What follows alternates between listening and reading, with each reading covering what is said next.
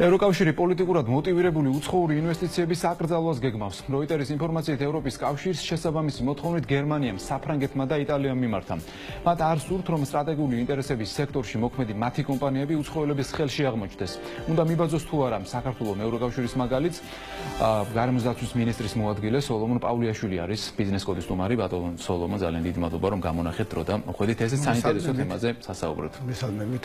პირველ რიგში განმარტოთ მაყურებლისთვის გასაგებია რომ ვისაუბროთ, რა შეიძლება იყოს პოლიტიკურად მოტივირებული ინვესტიცია.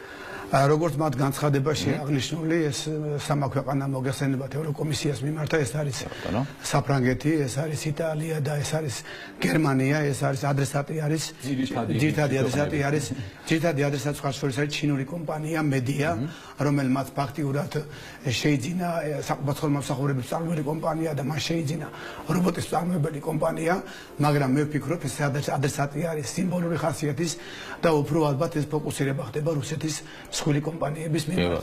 იმიტომ რომ მათ არ გააკეთონ ინვესტიციები ისეთ სტრატეგიულ ობიექტებში, როგორიც არის გაზის გამონაწილებელი კომპანიები, რომელიც არაერთხელ უცდია რუსეთს და არაერთხელ ქონია ამის მიმართულებით განხორციელებული ინვესტიციები.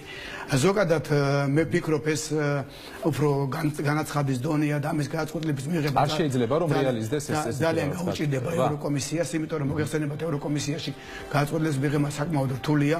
აქ არის ისეთი ქვეყნები, რომელსაც ფაქტიურად ასეთ შეზღუდვები არ აწყობს, ისევე აღმოსავლეთ ევროპის ქვეყნები, ისევე ბალტიისპირეთის ქვეყნები, მათთვის ძალიან მნიშვნელოვანია ყველა ინვესტიცია, ამიტომ ვფიქრობ, ამ გადაწყვეტილების მიღება გაჭირდება. გარდა ამისა, თვითონ ეს გადაწყვეტილებაც აქ არ არის მარტო ინვესტიციების განხორციელებაზე, აქ არის წმინდად ანტიმონოპოლიური კანონმდებლობის დარღვევაზე და ამას მიანიშნებს სწორედ გერმანიაც და ასე ვთქვათ იტალიას და გარდა მაგისა, მოგეხსენებათ, გერმანია ერთ-ერთი მსხვილი ექსპორტიორი მსოფლიოში და ფიქრობს, რომ ამ ექსპორტიორების კონკურენტუნარიანობაშიც არ შეუშალოს ხელი ამ ინვესტიციების განხორციელება. კი ბატონო, ძალიან აქტუალური არის ეს საკითხი, სტრატეგიული ობიექტების გასხვისება საქართველოს მაგალითზე.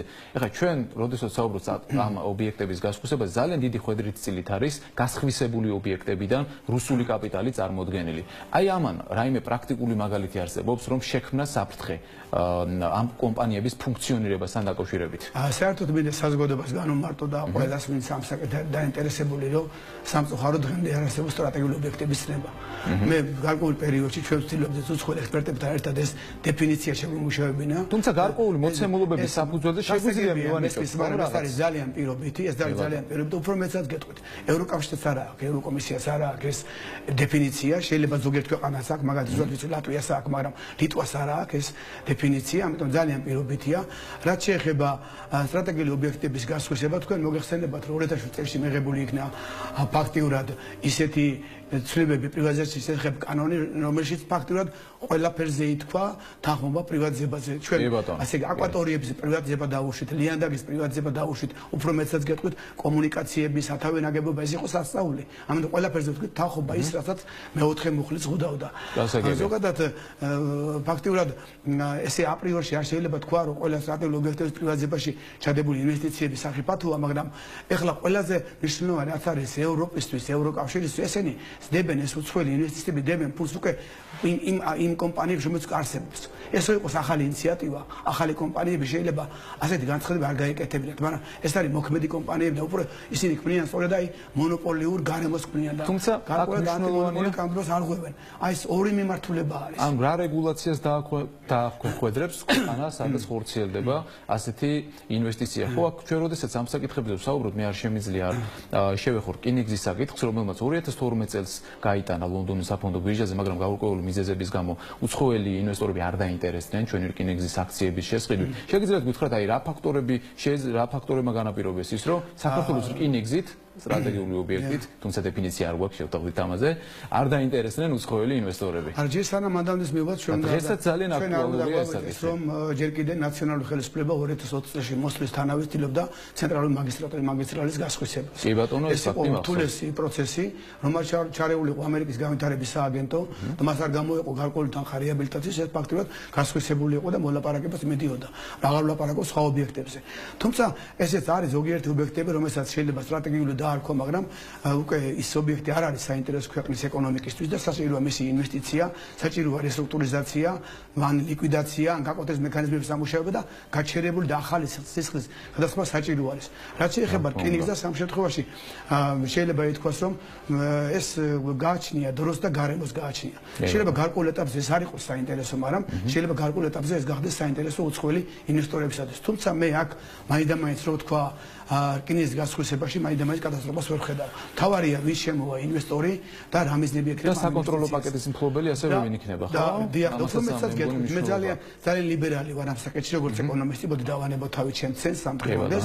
მე მიმაჩნია, რომ ნებისმიერი ინვესტიცია საქართველოში უნდა იქნეს მიღებული, უფრო მეტსაც გეტყვით, წლების განმავლობაში ვიძახი, რომ ჩვენ არც ერთ რეგულაციები რაც შეიძლება უნდა მოხსნათ ინვესტიციების შემოდინების დროს, და ამიტომაც კარგია, რომ დღეს ქართული ეკონომიკა როგორ დღეს არის ღია არც არ ყოფილა.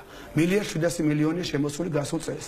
ეხლა თქვენ ნახეთ, თქვენ ალბათ მოусმინეთ ვიცე-პრემიერის, პირველი ვიცე-პრემიერის განცხადებას, მოგესწრებათ, ეხლა იხსნება ერთიანი ბიზნეს სახლი, სადაც 600 სერვისი იქნება, ანუ ყველას ექნება წდომა.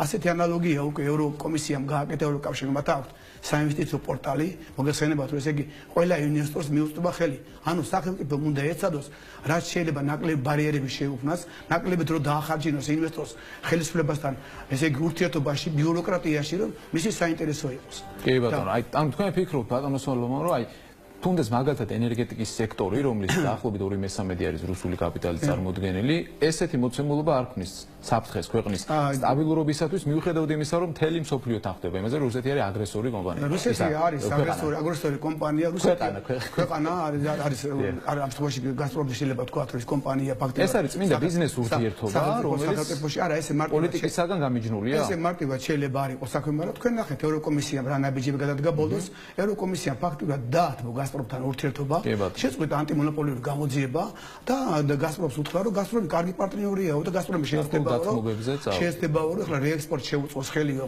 აღმოსავლეთ ევროპის ქვეყნებში, ისეთ როგორც არის რუმინეთი, უნგრეთი, სლოვაკია და ანუ არასაბაზრო მექანიზმებს და თავის მონოპოლურ მდგომარეობას არ გამოიყენებსო ამ მიწოდების დროს, იმიტომ რომ მოგესალმებათ, გამანაწილებელი კომპანია და მიწოდებაც მაგისია.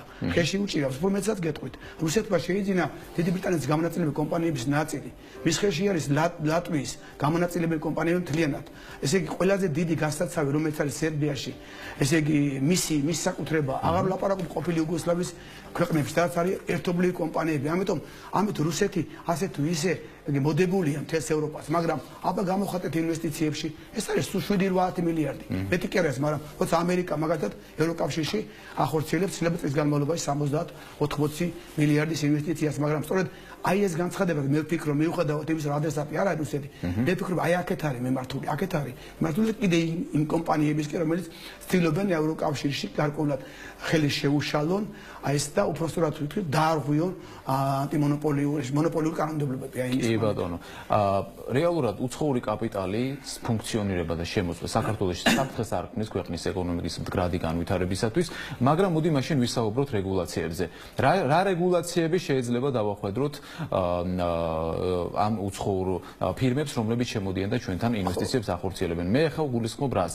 აი მაგალითად კომპანიის რა წილის მფლობელი შეიძლება იყოს? ან შეიძლება დაუშვათ, რომ მაქსიმალურად თავიდან ბოლომდე მფლობელი იყოს, თავიდან ბოლომდე. პირდაპირ ინვესტიცია ხო ვიცით, რომ პირდაპირ ღებულობს პორტფელია იმის მართვაში, კომპანიის მართვაში, მაგრამ პორტფელური ინვესტიციებს რაც შეეხება, საკმაოდ მცირე წილი გვაქვს. მოგეხსენება თელასი 25% ფლობს, მაგრამ ამ 25% ჩვენ ვერებას ვერ ვაკეთებ და არის რუსული კომპანია, ფლობელი მარტივ მაგალითია. თავარია ოპერირებას როგორ განახორციელებს ქვეყანაში, თუმცა მე მიმაჩნია, რომ ძალიან საფრთხილოა მაინც რუსეთიდან შემოდინებული კაპიტალი ძალიან საფრთხილოა, მიუხედავად იმისა, რომ საქართველოს უჭირს თუ არ უჭირს ამ მიმართულებით და ყველა ეს ობიექტები ძალიან ფრთხილად უნდა იქნას შეთავაზებული და რაც თავარია, გამჭვირვალე უნდა იქნას. ჩვენ უკვე ისე დონეზე ვართ, რომ რუსეთს ალტერნატივა გაუჩნდება ჩვენთან უკვე ინტერესი გაჩნდა ქვეყანაში. იმიტომ რომ მოგეხსენებათ მსოფლიო ბანკის მონაცემები, ჩვენ უკვე ერთ-ერთი ის ქვეყანა ვართ, სადაც ფაქტობრივად ბიზნესი კეთება გამარტივებულია. ერთ-ერთი პრობლემა რაც იყო საკუთრების ფულების დაცვა, ამანაც გადაეწია და მე-16 ადგილზე ვარ და ეხლა ესეთი პატარა ქვეყანა 190 ქვეყანაში იქნება მე-16 ადგილზე უკვე საინტერესო ხდება, გინდა არ გინდა, უფრო მეც გეტყვით თქვენ. ესე იგი სექტორები ნახეთ როგორი ეხლა ინვესტიციები. უკვე დივერსიფიცირება მოხდა. ეგრეთ წოდებული კოქტეილი გაკეთდა. საერთოდ არავინ არ დებდა განათლებაში ფულს, მაგრამ განათლება ჩადებულია ფულზეც. ეს სასტუმროების შენებლობა ჩადებულია ფული. უძრავ ქონება ჩადებულია ფული. აღარ ვამოფეხლა რომ კომუნიკაცია და ყოველთვის ასე ვთქვათ, კავშირგაბმულობა და კომუნიკაცია და ენერგეტიკა ყოველთვის მომგებიანი იყო.